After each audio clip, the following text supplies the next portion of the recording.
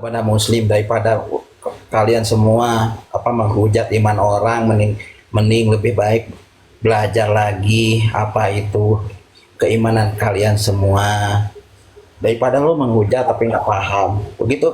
Saya sering nggak nonton ini live-nya Om Yosep, beberapa kali nonton gitu kan. Lalu kemarin tuh beberapa hari yang lalu tuh Ini saya afirmasi, setuju Pak Dede.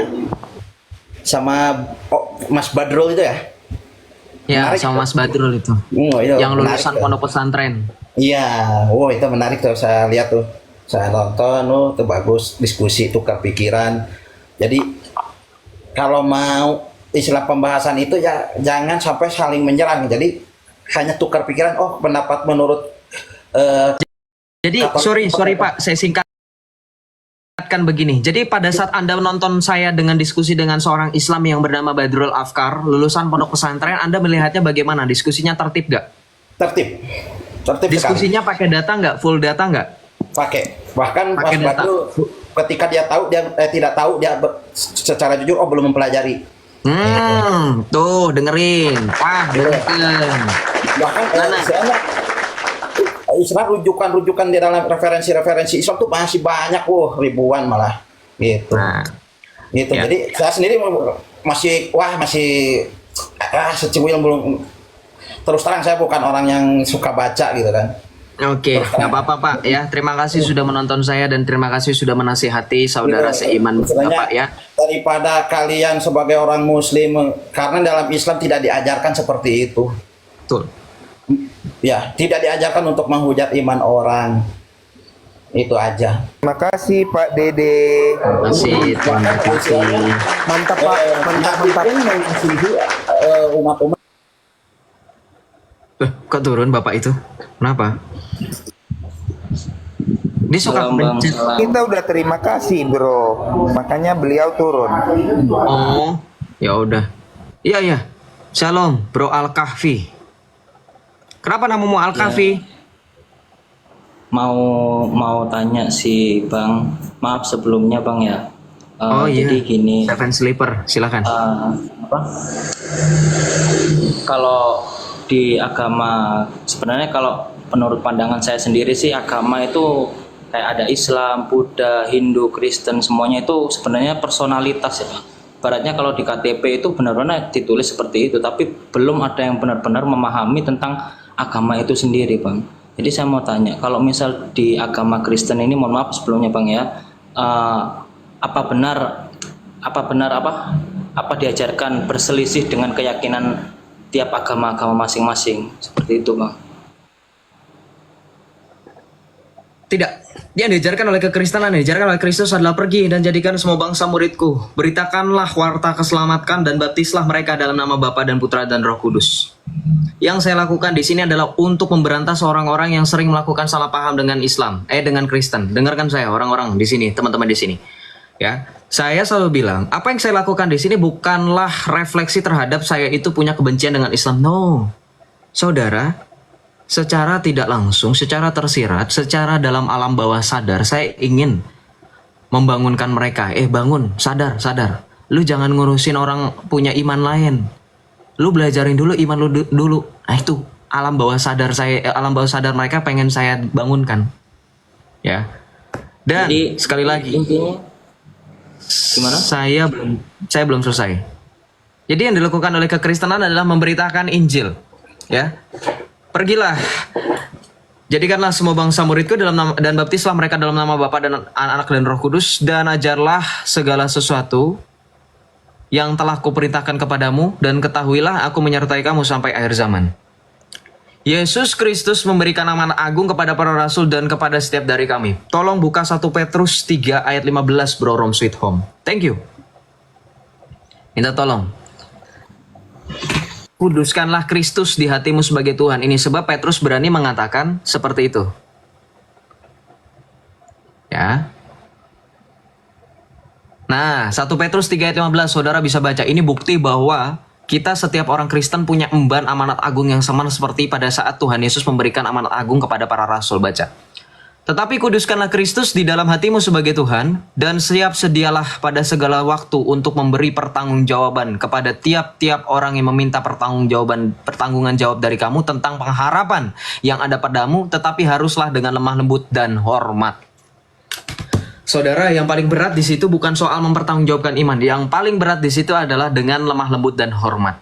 Saudara, pernahkah berpikir bagaimana teman-teman apologet Kristen masih banyak yang kurang aware dengan hal bagaimana caranya kita tetap mempertanggungjawabkan iman tetapi tetap mempertahankan kelemah lembutan dan kehormatan. Hormat di situ bukan berarti Anda tunduk dengan orang yang tidak mengenal Kristus. Lemah lembut di situ bukanlah Anda kemudian tidak berdaya ketika ditindas. Betul, memang Tuhan Yesus mengatakan, ya, oleh karena namaku kamu dibenci oleh semua orang. Tetapi Anda lihat bagaimana perilaku para rasul semuanya. Sekalipun mereka ditindas, yang keluar dari mulut mereka adalah tetap mewartakan Kristus. Artinya apa? Sekalipun mereka direndahkan, sekalipun mereka tetap mereka ingin supaya Anda semua menerima Kristus dan keselamatan itu. Dan perhatikan, Anda bilang tadi sempat di awal bilang, itu personalitas, itu KTP. Belum tentu semuanya paham, no. Fides quaerens intellectum. Santo Anselmus dari Canterbury, seorang kudus dari gereja Katolik, mengatakan iman yang mencari pemahaman. Dalam ajaran kekristenan terkhusus gereja Katolik tidak pernah diajarkan beriman buta. Tidak pernah diajarkan kamu beriman sekarang, kamu sampai mati tetap beriman tanpa harus kamu tanya, no. Saya bisa berantah. Saudara, pernah perhatikan gak selama saya di TikTok ini, saya bukannya sombong ya. Selama saya di TikTok, saudara pernah bertanya nggak, kenapa Joseph nggak mau diskusi sama Jesselyn? Kenapa Joseph nggak mau diskusi sama yang diagung-agungkan sama Uniriva dan kawan-kawan, katanya mukalaf cerdas? Kenapa? Tahu nggak? Sama loh. Di sini mungkin online dulu aja, nggak pernah mau. Saya nggak pernah ketemu yang katanya ngakunya mukalaf cerdas. Ya. Itu sebab kenapa saya bilang dalam ajaran gereja Katolik pertanggungjawaban iman itu penting. Makanya saudara bisa lihat bagaimana dari tadi saya tidak akan membahas menghujat tentang Tuhan dan Nabi mereka. Yang saya bahas ajaran dari tadi Nur Muhammad, saya bilang nyontek-nyontek, itu kan ada fakta. Ada comparing di sini di Alkitab. Saudara bisa baca sendiri dari tadi saya data. Nah, kemudian kita lanjutkan lagi. Bagaimana tadi Anda menyatakan bahwa beriman itu buta, sehingga banyak dari orang itu hanya KTP saja personal. Enggak. Orang Kristen dituntut tadi 1 Petrus 3:15. Kuduskanlah di hatimu Kristus sebagai Tuhan. Disuruh kuduskan Kristus sebagai Tuhan di hati kita. Apakah kemudian di hati saja, tidak di lisan, tidak di perbuatan? Enggak. Kekristenan mengajarkan iman tanpa perbuatan hakikatnya mati. Yakobus 2 ayat 19 sampai dengan 22. Kamu percaya bahwa hanya ada satu Allah saja itu baik, namun setan pun, iblis pun gemetar akan hal itu. Maka dari itu iman tanpa perbuatan hakikatnya mati, sia-sia. Nih, kita lihat di sini. Ya. Jadi kamu lihat bahwa manusia dibenarkan karena perbuatan-perbuatannya dan bukan hanya karena iman, not by faith alone. Apalagi kalau pemahamanmu itu bukan faith alone, tapi faith lonely. Tahu faith lonely nggak artinya? Iman yang kesepian. Saya sering bilang orang-orang yang pakai faith alone itu bukan faith alone, itu faith lonely itu. Kenapa? Saya bilang seperti baca Alkitab tuh, baca saudara. Sebab seperti tubuh tanpa roh adalah mati, demikian juga iman tanpa perbuatan hakikatnya mati. Orang Kristen tidak pernah hanya mengucapkan saya percaya Yesus nggak. Nanti bertentangan dengan perkataan Tuhan Yesus Matius 7 ayat 21. Tolong bukakan bro. Sekalian. Matius 7 ayat 21 sampai dengan 23. Ayat yang sering dikutip oleh orang Islam. Kita lihat di sini. Malam sunnah Rasul. Oh iya ya. Kenapa orang mereka ramah di sini ya? Matius 7 ayat 21 kita baca di sini. Matius 7 ayat 21 kita baca di sini. Ini membuktikan. Baca. Bukan setiap orang yang berseru kepadaku, Tuhan, Tuhan akan masuk ke dalam kerajaan sorga. Melainkan dia yang melakukan kehendak Bapakku yang di sorga. Jadi saudara, tuh. Jangan asal sebut Yesus Tuhan, Anda sudah percaya selamat. No, Yesus bilang sendiri. Bukan setiap orang yang menyebut aku Tuhan, Tuhan. Eksposisi ayat ini bukan soal masalah kamu nyebut Tuhan maka kamu salah kepada Yesus, bukan. Baca dalam bahasa Indonesia yang baik dan benar. Bukan setiap orang. Artinya nggak semua orang yang menyebut Yesus sebagai Tuhan itu akan masuk ke dalam kerajaan sorga. Baca kalimat berikutnya. Mereka, dia yang melakukan kehendak Bapakku yang di sorga. Kehendak Bapak apa? Baca. Ya itu tadi. Beriman dengan perbuatan. Sempurnalah kamu sama seperti Bapakmu yang di surga, yang adalah sempurna. Tuhan Yesus ngomong kayak gitu loh. Sempurnalah Berarti- kamu sama seperti Bapakmu yang di surga adalah sempurna. Kenapa berarti apa? Berarti kalau misal banyak orang-orang yang berkeyakinan seperti Islam atau Kristen yang mereka saling menghujat Jangan atau sejajarkan Islam memperselisihkan. dengan Kristen dengan kata konjungsi atau. Konjungsi atau itu menyamakan, memposisikan dua hal yang berbeda itu sama posisinya. Tidak, Ya, Kristen dan Islam itu beda. Jangan pakai atau. Perhatikan, ketika Anda bernarasi itu perhatikan kata-kata yang keluar dari mulut Anda. Kata atau itu Antara menunjukkan itu Islam, sama. Kalau misal saya pakai konjungsi kata dan kira-kira sama Ya, nggak? silakan kalau pakai dan. Kalau atau itu kan berarti pilihan yang sama. Ya, berarti antara Islam dan Hindu dan Kristen itu sebenarnya tidak diperbolehkan berselisih dalam kehendak kan, berarti itu ada begitu pun meskipun dia mengucapkan bahwa Allah itu satu, Tuhan itu satu, tapi kalau kehendak atau perbuatan dia itu seperti menyerupai setan yang mana dia itu selalu memperselisihkan antara keyakinan, saling menghujat, maka berarti apa bisa disebut dia beriman kalau seperti berkehendak? Kalau seperti itu dia bisa cuma ngucap Allah satu, la ilaha illallah, atau anak kecil bahkan seperti itu bisa ngucap aja, cuman untuk di perbuatan apakah sudah bisa dikaitkan antara ucapan sama yang diperbuatkan itu? Itu Jika match mereka yapping. selalu berselisih. Tau much yapping? Tau yapping nggak? Banyak bacot. Dengerin saya. Iman kami tidak bisa disamakan dengan iman-iman di luar Kristen, di luar Kristus. Kekristenan dibangun di atas darah para martir, perjuangan para rasul dan darah para rasul, darah para martir. Saya sering bilang sama orang-orang Kristen yang bersifat relativisme, menyamakan semua orang, menyamakan semua agama, seperti misalkan ngomong kayak gini. Iya, nggak apa-apa, semua agama itu baik. Saudara, baik itu belum tentu benar. Iblis pun berbuat baik. Baca 1 Korintus. Sebab hal itu janganlah khawatir, sebab hal itu janganlah mengherankan, sebab iblis pun bisa menyamar menjadi malaikat terang. Makanya saya bilang orang Kristen jangan pernah ngomong semua agama benar. Kalau semua agama benar, itu sama saja Anda menyia-nyiakan pengorbanan Kristus. Kristus datang untuk menjadikan dirinya satu-satunya sumber keselamatan yang memberikan sarana keselamatan, yaitu gereja. Iblis itu berbuat baik nggak? Saya tanya sama teman-teman. Ketika ada seorang penjahat menculik anak, dia itu mengajak anak yang ingin dia culik itu dengan baik-baikin anak itu atau dengan jahat gitu. Ayo saya culik kamu. Atau dengan, dek mau permen nggak?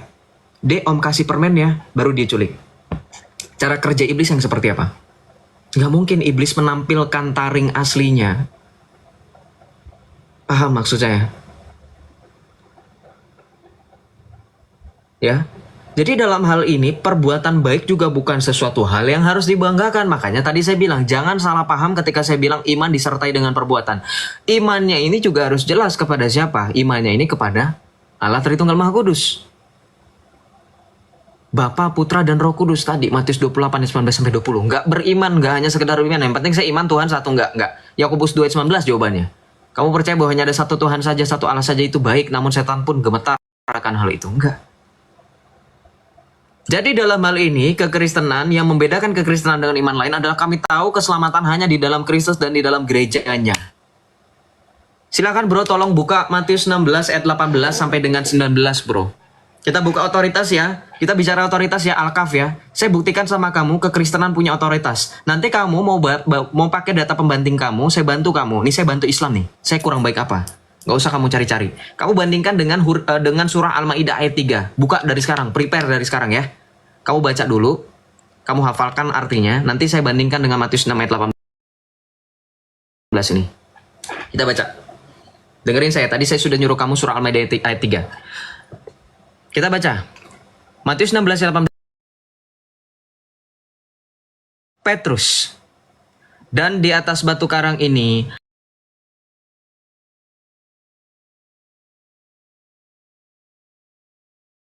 Aku akan kunci kerajaan sorga.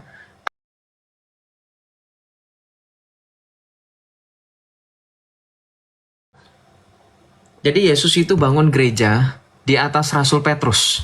Dan Yesus itu beri kunci kerajaan sorga kepada Rasul Petrus. Ya.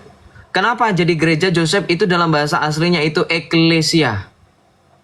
Kita baca lagi. Dalam Efesus 2 ayat 19. Demikianlah kamu bukan lagi orang-orang asing dan pendatang, melainkan kawan sewarga dan orang-orang kudus. Dari orang-orang kudus. Dan anggota-anggota keluarga Allah.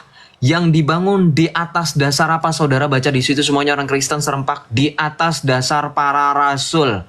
Jadi saudara, Anda yang punya suksesi apostolik berbanggalah, karena Efesus 2 menyatakan kita dibangun di atas dasar para rasul dan para nabi dengan Kristus Yesus sebagai batu penjuru. Di dalam Dia tumbuh seluruh bangunan rapih tersusun menjadi bait Allah yang kudus di dalam Tuhan. Di dalam Dia kamu juga turut dibangunkan menjadi tempat kediaman Allah di dalam Roh. Saudara perhatikan begitu konsistennya Alkitab. Bahkan Rasul Paulus yang dituduh katanya menyimpang dari ajaran Yesus saja sesuai dengan perkataan Yesus dalam Matius 16 ayat 18. Bro, tolong buka Efesus 1 ayat 20 sampai dengan 23, bro. Nah, tolong ya teman-teman bantu kita saling membaca firman Tuhan ya. Efesus 1 ayat 20 sampai dengan 23. Yang dikerjakannya di dalam Kristus dengan membangkitkan Dia dari antara orang mati dan mendudukan Dia di sebelah kanannya di sorga, jauh lebih tinggi dari segala pemerintah dan penguasa dan kekuasaan dan kerajaan dan tiap-tiap nama yang dapat disebut, bukan hanya di dunia ini saja melainkan juga di dunia yang akan datang.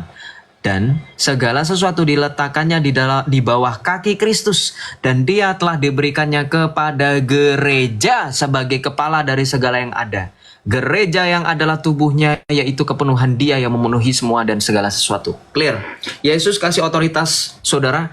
Ketika Tuhan Yesus datang ke dunia, Yesus tidak hanya menyelamatkan selesai naik Dia ke surga, enggak. Apa kata Tuhan Yesus ketika mengajarkan doa Bapa kami? Bapa kami yang ada di surga, dimuliakanlah namamu, datanglah kerajaanmu. Tuhan Yesus bilang datanglah kerajaanmu. Yesus bilang kerajaannya ketika ditanya sama saudara, ingat saudara tahu peristiwa di mana Pontius menanyakan, Pontius Pilatus bertanya kepada Yesus, apakah betul engkau raja? Yesus bilang apa? Kerajaanku bukan berasal dari dunia ini. Ketika Tuhan Yesus mengatakan, datanglah kerajaanmu, jadilah kehendakmu di atas bumi seperti di dalam surga. Saudara, kalau Yesus bilang ada kerajaan surga, berarti ada kerajaan di bumi nggak? Sama seperti Israel dalam perjanjian lama dikatakan kerajaan Allah di muka bumi. Ingat loh, Tuhan Allah kita konsisten. Bilangan 23 ayat 19. Saudara mungkin bingung ya, Joseph kok sering ngutip-ngutip ayat yang sering ditanyakan sama polemik. Inilah fungsi ayat itu. Bukan untuk ayat-ayat untuk membuktikan Allah bukanlah manusia, berarti Yesus bukan Allah. Perhatikan bilangan 23 ayat 19. Allah bukanlah manusia sehingga Ia menyesal. Bukan pula anak manusia sehingga berdusta. Masakan Ia berfirman tetapi Ia tidak melaksanakannya. Saudara paham arti ayat itu? Bagaimana Allah kita dalam perjanjian lama sampai perjanjian baru itu konsisten. Makanya saya bilang baca Alkitab secara komprehensif, Anda terbuka bagaimana Allah menyatakan dirinya. Melalui Yesus Kristus menjadi lebih terang benderang. Makanya Anda baca nanti dalam Ibrani 1 ayat 3, kenapa di situ dikatakan Yesus sebagai cahaya dan kemuliaan Allah itu karena berkat Yesus Kristus, Allah yang tersamarkan menjadi nyata. Ini tadi korelasinya dengan Nur Muhammad teman-teman. Tapi karena sudah pada nyerah Islamnya bahas Nur Muhammad, jadi saya tidak teruskan. Saya masih punya rasa tega sama mereka. Nah, ketika berbicara kerajaan, otomatis Yesus sebagai kepala dari gereja yang tidak kelihatan. Maka kita lihat gereja yang kelihatan ini apa? Kerajaan yang kelihatan ini apa? Tadi kamu baca Efesus 1 ayat 20-23. Segala sesuatu diletakkan di bawah kaki Kristus. Kerajaan, kekuasaan, dan tiap-tiap nama yang dapat disebut. Baik yang ada di bumi maupun yang setelah di bumi. Diletakkan di bawah kaki Kristus. Dan di ayat berikutnya dikatakan, dan Kristus telah diserahkan kepada gereja sebagai kepala. Dan gereja sebagai kepenuhan dari Dia yang memenuhi segala sesuatu. Saudara baca lagi perlahan-lahan baik-baik. Kekuasaan, kerajaan diletakkan di bawah kaki Kristus. Kristus diserahkan kepada gereja dan jadi kepala gereja. Berarti kepunyaan Kristus kepunyaan gereja. Betul atau tidak? Kepunyaan Kristus adalah kepunyaan gereja, betul atau tidak? Makanya otoritas gereja mengikat, sama seperti Tuhan Yesus mengatakan dalam Matius 16, 18-19. Anda perhatikan bagaimana Kristus yang mendirikan gereja mengatakan, dan alam maut tidak akan menguasainya. Sampai dengan detik ini gereja yang didirikan di atas Rasul Petrus tidak dikuasai oleh maut. Islam mati-matian ingin menginvasi Vatikan, sampai dengan detik ini Vatikan tetap berdiri. Orang non-Katolik mati-matian memfitnah gereja Katolik adalah Babel raksasa. Weh, keren. Teori konspirasi. Antikristus nyata, lihat. Berapa banyak orang-orang yang tadinya benci dengan gereja Katolik, non-Katolik convert menjadi orang Katolik, menjadi pewarta seperti Scott Hahn. Banyak orang-orang sayap kiri anti dengan gereja Katolik, convert ke gereja Katolik, menjadi radikal mereka. Itu nubuatan Tuhan Yesus. Saudara mau lawan silahkan, yang Anda lawan adalah Tuhan Yesus sendiri yang mengatakan, dan alam maut tidak akan menguasainya. Saudara kalau baca dalam bahasa Inggris itu disebutkan apa, tahu nggak? The gates of hell shall not prevail against it. Artinya apa? Dan gerbang neraka bahkan tidak akan mampu untuk melawan itu. Gerbang neraka, saudara-saudara yang memang sudah pernah ke neraka. Yesus kasih otoritas itu, bilang gereja di atas Rasul Petrus tidak akan pernah tersentuh. Bahkan gerbang neraka tidak akan pernah mengalahkannya. Itulah makanya saya bilang beriman di dalam Kristus dan di dalam gerejanya tidak sama dengan iman yang lain. Kami punya otoritas. Makanya ketika saya dan orang-orang Kristen berani mengatakan di luar Kristus tidak ada keselamatan, itu karena kami punya otoritas dan kami yakin akan otoritas itu. Nah, sekarang saudara, tadi kan saya sempat bilang, saya komparisikan dengan dia punya kitab. Buka surah Al-Maidah ayat 3, bro. Sudah dibuka dari tadi, sudah saya bilang buka dan prepare. Itu ketika saya minta Anda untuk buka dan prepare. Sudah? Sudah? Al-Maidah ayat 3, sudah? Sudah. Sudah, di situ disebutkan apa? Hurrimat alaikum. Diharamkan bagimu babi. Tapi kita nggak mau fokus sama babi ya. Babi itu bukan haram, babi itu harum. Ya, apalagi kalau dimasaknya pakai bumbu-bumbu yang mantap, sambal mata itu, babi itu bukan haram, harum ya. Kita nggak ngomongin babi, nggak dari ayat pertama hurrimat alaikum itu nggak. Baca ayat yang sama dengan kalimat yang mengatakan pada hari ini telah kusempurnakan bagimu agamamu untukku. Betul, ada tertulis di situ, saudara. Baca yang benar. Baca Al-Maidah 3. Wah, kamu nggak hafal sama ayatmu sendiri. Padahal itu otoritas yang ada di dalam imanmu loh. Kalau ngomongin sama-sama otoritas. Tadi saya udah kasih kan, dibantu sama Rom. Makanya kan saya sebenarnya sedikit bingung sih. Ini saya ya kebanyakan dikata ateis atau gimana. Sebenarnya saya nggak begitu kalau mau ikut Islam sih sebenarnya saya nggak begitu paham dengan Islam sendiri. Ya, kenapa kamu nggak paham dengan Islam? Ya karena Islam sendiri nggak bisa menunjukkan Tuhannya itu seperti apa, dan bahkan saya pernah bilang ke orang Islam atau siapa, coba ubah ini benda ini, kopi ini bisa jadi susu nggak kalau emang kalian punya Tuhan, gue bilang gitu. Ternyata dia nggak bisa. Ya udah, saya sedikit ragu, berarti Tuhannya nggak ada dong, nggak punya kuasa seperti itu. Ya jangan. Sekarang saya mau coba Yesus ini gimana ini? Yesus itu gimana? Omnipresent. Matius 19 ayat 12. Di mana 2-3 orang berkumpul demi namaku, aku akan hadir di tengah-tengah mereka. Yohanes 6, daging ini adalah benar-benar tubuhku dan darah ini adalah benar-benar. Saya mau pakai apa? Saya pakai akal aja ya. Saya pakai akal ya sebenarnya. Saya orang awam sebenarnya Bang. Maaf sebelumnya. Jadi saya kan nggak bisa masih belum menemukan Tuhan dalam Islam itu sendiri seperti apa. Karena saya tanya, mereka pun bahkan diem, nggak bisa. Emang Tuhan itu ada di alam lain katanya lah. Alam lain gimana? Sedangkan saya hidup di dunia ini. Gimana coba? Saya bisa buktikan. Benar kan? Kamu nanya sama kami orang Katolik, gereja Katolik punya banyak data dan fakta bahwa Tuhan Yesus itu ada. Bahkan orang-orang ateis pun sampai nggak bisa jelasin. Mau bukti? Mau bukti? Mau nggak? Boleh. Kita akan pakai data nanti di mana orang-orang ateis. Jangan cerita masa lalu atau cerita nabi ya, kalau bisa. Enggak. Kalau cerita nabi, cerita masa lalu itu kan terkesan kita nggak tahu sejarahnya kan. Ini saya mau present tense saja, yang present tense, yang present. Present tense itu kan salah satu Masa grammar. lalu, biarlah masa lalu. Iya, present tense itu kan ini tenses, nggak ada hubungannya dengan kita lagi bicara apa, bro. Iya, kita lanjut ya. Jadi kita akan berbicara mengenai penemuan mukjizat dalam kekristenan kekristenan, khususnya gereja Katolik yang bahkan ilmuwan-ilmuwan, bahkan orang-orang ateis, bahkan orang-orang di luar Kristen mengakui itu tidak bisa dijelaskan secara ilmiah. Mau tahu apa? Sampai dengan detik ini, salah satu dalilnya adalah, saya buka pakai dalil dulu biar kamu tahu asal usulnya, ya, asal usul benda yang katanya something yang ini adalah mukjizat. Tolong buka bagaimana Yesus itu bilang dalam Yohanes 6 ayat 35. Saudara yang Kristen simak. Yesus bilang apa? Kata Yesus kepadanya, akulah roti hidup. Nih, kitab yang dalam bahasa Arab ini mengutip Yohanes 6 ayat 35. Ana huwa hubzul hayah, akulah roti hidup. Barang siapa datang kepadaku, ia tidak akan lapar lagi, dan barang siapa percaya kepadaku, ia tidak akan haus lagi. Tetapi aku telah berkata kepadamu, sungguh pun kamu telah melihat aku, kamu tidak percaya. Semua yang diberikan Bapa kepadaku akan datang kepadaku, dan barang siapa datang kepadaku, ia tidak akan kubuang. Sebab aku telah turun dari surga bukan untuk melakukan kehendakku, tetapi untuk melakukan kehendak Dia yang mengutus aku. Dan inilah kehendak Dia yang telah mengutus aku, yaitu supaya dari semua yang telah diberikannya kepadaku jangan ada yang hilang, tetapi supaya aku bangkitkan pada akhir zaman. Sebab inilah kehendak Bapakku, yaitu supaya setiap orang yang melihat Anak dan percaya kepadanya beroleh hidup kekal, dan supaya aku membangkitkannya pada akhir zaman. Kamu tahu nggak roti hidup yang dimaksud sama Yesus ini siapa? Roti beneran loh. Sampai sekarang kalau kamu bilang prison itu roti itu masih ada. Roti itu setiap kali kita ibadah, kita misa, perjamuan kudus, ekaristi, itu adalah disebut dengan transubstansi. Sungguh tubuh dan darah Kristus. Ya. Silakan Ko Charles atau Om Katsu, saya rasa yang paling tepat menjelaskan tentang mukjizat dari ekaristi. Silakan.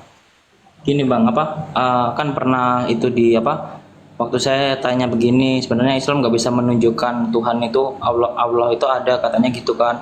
Ya berarti saya masih bimbang gitu. Nah, terus ada beberapa orang nggak tahu dia agama apa, nggak nyebutin agamanya sih.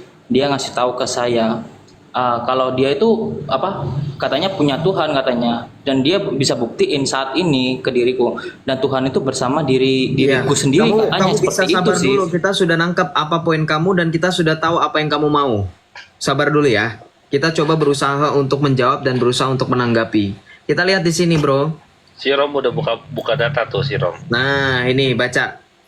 Teman-teman perhatikan orang Kristen saudara, Anda boleh percaya tidak percaya silakan. Ini yang nulis ini, jurnal ini atau orang-orang yang nulis ini adalah ini dikutip dari berbagai macam mukjizat yang dirangkum oleh seorang kudus yang calon orang kudus, Carlo Acutis, Beato Carlo Acutis. Sudah kan? Kenapa? Belum kanonisasi, belum. 2025 nanti. Nah, ini adalah menjelaskan tentang Ekaristi, Miracle of Eucharist. Ya, kita baca di sini nih. Nanti saudara Alkaf, saudara-saudara yang mendengarkan, ceritanya Alkaf ini sama dengan nanti salah satu mukjizat yang dialami oleh seorang imam loh, seorang romo sendiri yang tidak percaya, meragukan transubstansi. Itu yang di Italia kalau nggak salah ya. Meragukan Betul bang, kehadiran betul. Kristus. Maaf loh bang, maaf sebelumnya bang. Nggak apa-apa bro, aman. Saya sempat dikasih tahu juga seperti katanya itu nih, saya yang coba besarkan ya, bentar. Bentar, saya coba besarkan dia. Iya. Boleh. Wah, malah muka saya yang kegedean. Sorry.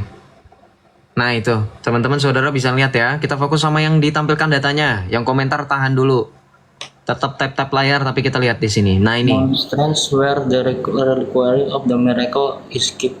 Nah, kita lihat ceritanya di balik itu. Kita lihat ke ceritanya, bro. Nah, oke.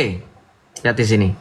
In the Lateran Cathedral, Saint Paul Apostol keep even today a record of the Eucharistic miracle that occurred in 1000 consistent in fragment of the host turning into flesh.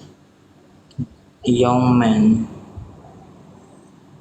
woman in a forest region, the love of her sweetheart consulted a sharp crush who ordered to steal a consecrated host, make a love potion. During mass, the young woman hit a host in a cloth, but when she got home, he realized that the house had been transformed into living flesh. This miracle has extensive documentation, including from Pope Gregory IX. Paham nggak? Paham nggak itu dari kesimpulan dari itu? Atau paling tidak coba yang dicari di Lanciano bro. Lanciano itu yang paling lama loh. Mujizat Lanciano, Ekaristi Lanciano itu. Ada nggak?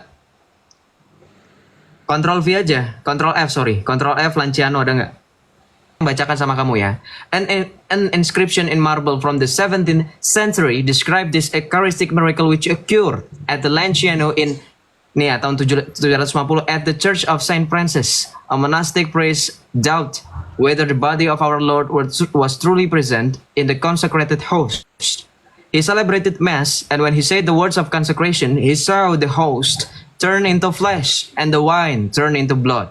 Everything was visible to those in attendance. The flesh is still intact, and the blood is divided into 5 unequal parts, which together have the exact same weight as each one does separately. Paham nggak? Oke, saya jelaskan balik lagi bro, bahasa Inggrisnya. Jadi teman-teman, pada tahun 750 ya, di gereja Santo Francis ada seorang imam, seorang romo, seorang pastor biarawan yang meragukan. Doptit itu meragukan ya, meragukan apakah benar-benar tubuh Kristus, tubuh Tuhan benar-benar hadir ya di dalam hosti yang telah dikonsekrir. Kemudian dia menyelenggarakan misa. He celebrated mass. Dia menyelenggarakan liturgi misa. Dia menyelenggarakan misa atau ekaristi, dan when he said, pada saat dia ya mengucapkan kata-kata konsekrasi atau doa syukur agung, teman-teman yang Katolik pasti tahu. Kemudian dia melihat bahwa hosti tadi, roti yang seperti ini bro, nih yang ada di layar sana nih, hosti roti pipih tidak beragi ini, roti tidak beragi ini. Turn into blood. Ya, roti ini berubah menjadi daging, dan anggur yang telah dikonsekrir itu berubah menjadi darah. Semuanya sangat terlihat oleh siapapun yang hadir di situ. Ya. Nah, di situ nanti darahnya dibagi nih. Lihat ini mukjizatnya masih ada sampai sekarang tuh. Ini reliknya, peninggalannya. Ini. Oh, yang bilang dongeng Anda buka nanti. Lihat di beritanya, bro. Di beritanya itu yang di bawah. Yang and also, sorry, yang 5, nomor 5, yang 5, enggak atas, Rick. Enggak yang tadi. Di bawahnya gambar-gambar itu nanti kamu nemuin ada poin-poin nomor 4, nomor 5, di nomor 5. Nomor 5. Nah, no histological dissection has revealed any trace of salt infiltration or preservative substance used in antiquity for the purpose of embalming. Nih lihat nih orang Islam, lu bilang ini dongeng, ini sudah diuji, tidak ada pengawetan, tidak ada campur bahan kimia atau bahan apapun. Demi tujuan untuk embalming itu apa? Tahu nggak embalming? Embalming tahu nggak apa? Hah?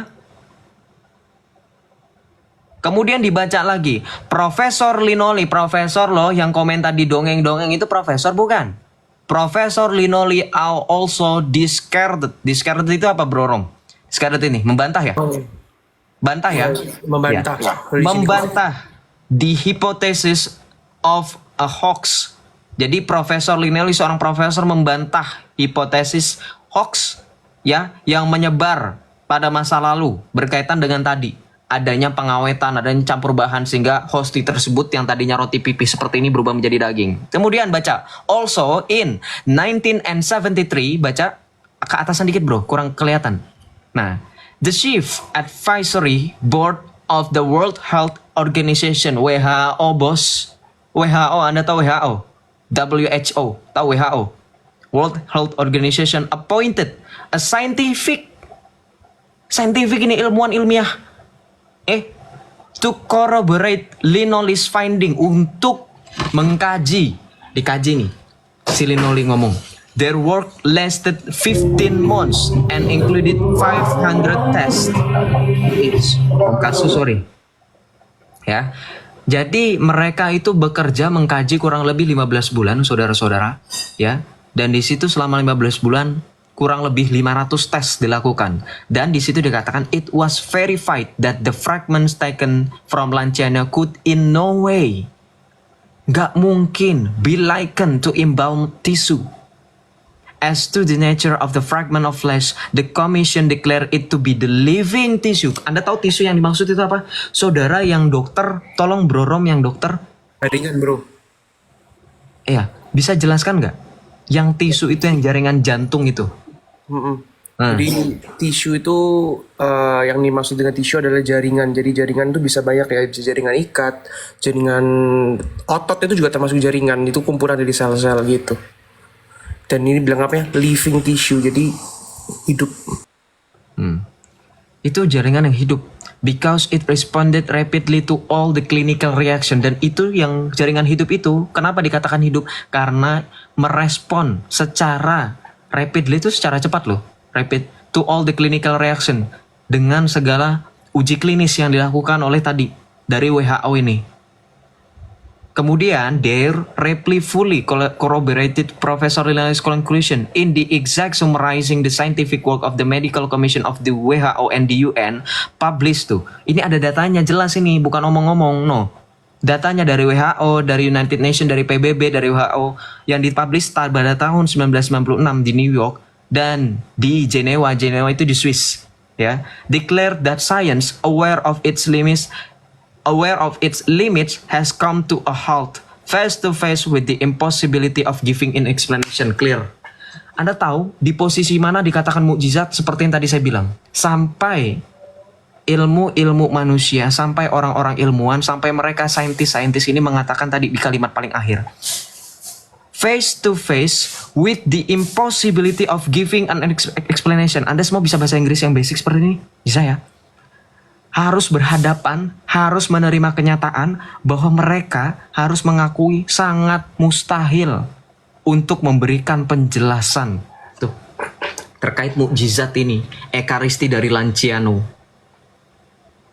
Nih, saya yang bilang dongengnya timeline kamu naik ya. Timeline kamu naik. Luar biasanya jumlah ekaristi yang terjadi itu sebanyak ini loh bro. Tuh, itu semua saudara, ini yang dikonfirm di sini, ini semua sudah approve oleh orang-orang ilmuwan. Tadi kan Anda lihat dari WHO, dari United Nations, ini nggak sembarangan. Saya sekali lagi menegaskan saudara, Gereja Katolik banyak mendapat laporan terkait mukjizat, penampakan, tapi semuanya harus diselidiki berdasarkan ilmiah, fakta, data. Baru kemudian di sini dirangkum. Lihat di situ banyak sekali. Bro, kamu masih meragukan Tuhan itu tidak ada. Ini berkat, kamu tahu nggak? Berkat adanya ini, orang-orang yang tadinya tidak percaya, semua menjadi percaya kepada Kristus. Makanya saya bilang tadi, contoh-contoh beberapa kasus banyak orang-orang yang ateis, yang profesor, yang ilmuwan, yang dokter, itu semuanya menjadi percaya kepada Kristus dan dibaptis dalam gereja Katolik. Ini datanya. Itu tadi udah dituliskan oleh An international exhibition designed and created by Carlo Acutis, the servant of God. Carlo Acutis ini adalah seorang beato, seorang kudus yang OTW ya, OTW menjadi orang kudus santo dalam gereja Katolik. Tuh, salve Suster Uli. Dan ya, perlu dicatat. Sorry, saya lupa. Perlu dicatat. Yang menyelidiki orang di luar Katolik. Nah, saya bilang, bahkan kenapa orang-orang yang tadinya di luar Katolik menjadi percaya? Karena mereka berasal dari penyelidikan itu. Yang menyelidiki orang-orang non-Katolik. Yang menyelidiki orang-orang yang tidak percaya dengan apa yang disebut dengan Tuhan. Apa yang disebut dengan mukjizat. Kamu harusnya ateis tahu dong. Di dalam pemahaman orang-orang ateis, tidak ada yang disebut dengan mukjizat. Oh, itu terbatas zaman. Nih, yang terjadi baru tahun 2006 teman-teman. Kita baca tahun 2006 ini. Nih tahun 2006. Kita baca pada bulan Oktober tanggal 12 tahun 2013, His Excellency Most Reverend Alejo Zavala, ya, seorang uskup agung dari keuskupan Silpancingo, Cilapa, announced through a pastoral letter the recognition, ya, mengumumkan melalui surat pastoral tentang adanya pengakuan, ya, approval, recognition of the Eucharistic miracle.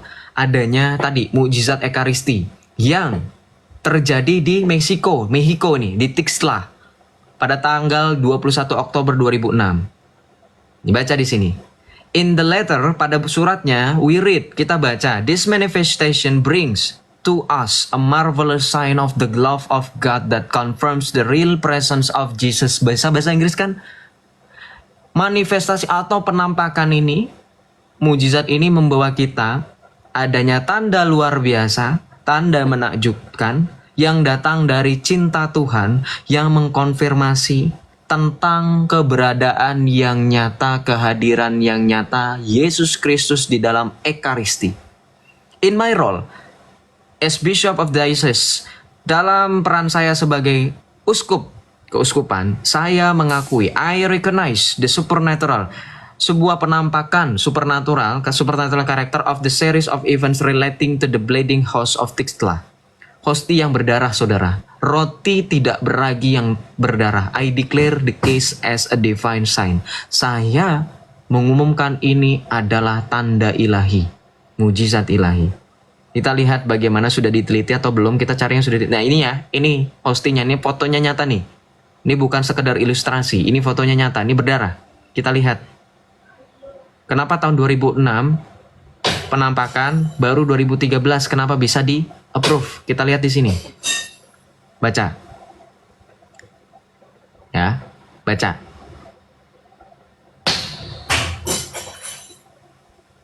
By analyzing, kita baca, a microscopic analysis of magnification and penetration reveals that the superior part of the blood has been coagulated since October 2006. Moreover, the underlying internal layers reveal in February 2010 the presence of fresh blood.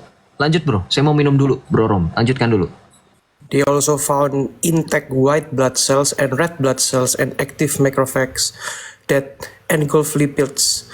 The tissue in question appears lacerated and with recovery mechanism exactly as occurs in a living tissue.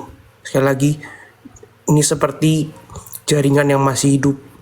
A further histopathological analysis determines the presence of protein structures in a state of deterioration, suggesting mesenchymal cells, very specialized cells, characterized by an elevated biophysiological dynamism. The immunochemical studies reveal that the tissue found corresponds to the muscle of the heart, atau yang disebut sebagai myocardium, on account of the scientific results, and the conclusion reads that the theological committee last October 12, the bishops of Silpancingo, His Eminence Alejo Zavala Castro announced the following: the event does not have natural explanation, jadi nggak ada yang bisa menjelaskan. It does not have paranormal origin. It is not traceable to manipulation of the enemy. Ya, jadi yang mengungkapin itu siapa bro? Coba baca dari yang pertama, paragraf pertama. Coba, saya penasaran yang mengungkapin ini siapa. Kita baca di situ. Ya, the scientific research itu penelitian ilmiah teman-teman. Ya, yang terjadi antara Oktober 2009 dan Oktober 2012. Ya, internasional simposium loh. Anda tahu simposium internasional? Pada tahun 2013 dipresentasikan di hadapan simposium internasional di Silpancingo. Tuh, dibaca tuh. Bahkan di situ dikatakan bahwa red substance yang katanya kelihatan kayak darah ini yang ada di hosti ini, ekaristi ini, corresponds to blood in which there are hemoglobin. Ini hemoglobin loh. Dan DNA of human origin bro. Jadi bukan warna makanan ditetesin, enggak. Ini dari penelitian ilmiah, hosti yang katanya ada merah-merah di sininya, itu beneran ada hemoglobin dan DNA manusia. Ya, two studies conducted by eminent forensic expert with different methodologies. Jadi ini juga dilakukan dua pengkajian ya dari ahli forensik dengan metodologi yang berbeda, telah menunjukkan, have shown that the substance originates from the interior, dari dalam, excluding the hypothesis that someone could have placed it from the exterior. Jadi ini membuktikan bahwa yang merah tadi, yang merah di sini di hosti ini, yang hostinya ada bercak darah, itu tidak memungkinkan bahwa itu berasal dari luar, dari penelitian secara forensik, tetapi berasal dari dalam. Jadi bukan karena orang luar netesin darah atau netesin pewarna, enggak. Itu secara forensik tuh kamu baca dalam bahasa Inggris ngerti. Nah, kemudian dikatakan the blood type, saudara, ini kalau Anda baca dalam ketiga ini, oh dia turun dia. Udah nggak sanggup kayaknya. The blood type is AB. Ini golongan darahnya AB. Sama dengan ini saudara baca. Similar to the one found in the host of Lanciano and in the Holy Shroud of Turin. Golongan darah yang ada di hosti tadi sama dengan golongan darah yang tadi mujizat pertama sebelum ini di Lanciano. Kebetulan yang sangat-sangat bikin kita bergetar hati kita. Itu kebetulannya bisa sama. Dan itu sama dengan The Shroud of Turin. Saudara tahu The Shroud of Turin itu kain kafan Yesus Kristus. Darahnya sama golongan darahnya. Tuh. Ya. Jadi Anda masih meragukan keberadaan Kristus di dalam sakramen Maha Kudus, di dalam Ekaristi. Saya rasa sudah tidak waktunya lagi ya, sudah banyak mujizat-mujizat. Dan Anda yang bilang dongeng, saya dari tadi sudah jambak-jambak Anda yang bilang dongeng itu dari tadi. Nggak mau ada yang naik. Ya. Itu sudah kelasnya bukan seperti kamu punya karomah wali kamu tuh. Ya. Sudah, itu kelasnya sudah internasional, WHO mengakui, World Health Organization, United Nations, PBB mengakui, orang-orang ahli forensik mengakui. Itu kebetulan yang sangat luar biasa, saudara. Ya, kenapa bisa kayak gitu? Kenapa bisa? Itu roti, ini roti doang, Joseph. Ini roti doang. Kenapa kalian bisa tahu ini adalah tubuh Kristus dan darah Kristus? Baca penetapan perjamuan Tuhan. Ya. When he entered his passion willingly, he took the bread, he break it. Pada saat itu Kristus ya mengangkat roti, memecah-mecahkannya, mengucapkan berkat dan berkata, inilah tubuhku, ya. Ambillah, makanlah, inilah tubuhku. Sesudah itu ia mengambil cawan, mengucap syukur lalu memberikannya kepada mereka. Minumlah kamu semua dari cawan ini, sebab inilah darahku, darah perjanjian yang ditumpahkan bagi banyak orang untuk pengampunan dosa. Tuh. Jadi kenapa bisa tubuh dan darah Kristus ada di dalam roti dan anggur, padahal ini roti dan anggur biasa? Ya, konsekrasi. Bro Rom, kamu kan baru bikin konten Viti tentang sakramen pengakuan dosa. Ada nggak di dalam itu kamu sempat ngutip dalil dalam Alkitab dalam 1 Korintus kalau saya tidak salah, dalam surat Rasul Paulus kepada jemaat di Korintus, yang melalui perantaraan tadi, imam-imam itu adalah perantaraan Allah. Ada nggak bro? Kalau nggak salah ada dalam kontenmu, saya lupa Roma berapa ayat berapa. Korintus, surat Korintus yang mana? Gimana bro Rom? Aku juga cari-cari bentar. Ntar ya, kita buka dulu nih. Gue biasanya langsung nemu sih. Soalnya ini di kolom komentar kayaknya. Kita baca dalam bentar ya. 2 Korintus 5 ayat 18, 2 Korintus 5 ayat 20 ya. 2 Korintus 5 ayat 18 bro, coba baca. Kita baca ya teman-teman ya, kenapa imam, kenapa para romo, kenapa orang-orang yang sudah diurapi sakramen imamat. Tuh baca 2 Korintus 5 ayat 20. Jadi kami ini adalah utusan-utusan Kristus. Itu sebab dalam gereja Katolik imam-imam kita biasa sebut dengan in personae Christi. Seakan-akan Allah menasihati kamu dengan perantaran kami. Ini otoritas lagi ngomong saudara. Nggak main-main ini orang Kristen ini kalau ngomong otoritas. Dalam nama Kristus kami meminta kepadamu, berilah dirimu didamaikan dengan Allah. Dia yang tidak mengenal dosa telah dibuatnya menjadi dosa karena kita, supaya dalam dia kita dibenarkan oleh Allah. Tuh, itu sebab imam itu punya istilah in personae Christi, pelayan bagi Kristus. Ya. Tuh, itu otoritas loh. Nah sekarang kalau kita nanya sama mereka, ada nggak otoritas ustadz, ulama kayak gitu? Nggak bakalan ada saudara. Kabur semua nanti yang ada. Makanya sekelas Romo itu pendidikannya nggak main-main proses tahbisannya. Makanya kalau yang ngaku-ngaku Romo, mantan ini itu, nah saudara bisa buktikan sendiri. Ya, yang udah meninggal itu ya, almarhum Stephen Indra Wibowo yang ngakunya mantan Romo Jesuit, mantan Romo Paroki Katedral Jakarta. Diminta surat Romo. Jadi Romo itu punya surat semacam SIM, surat izin mengemudi, ya. Tuh. Bukan maksudnya ini perumpamaan ya, surat ini. Nah, ketika berbicara mengenai tadi, ini yang kita harus mengerti. mereka ini adalah di dalam tahbisan imamat, nggak bisa sembarangan, gitu ya, gitu.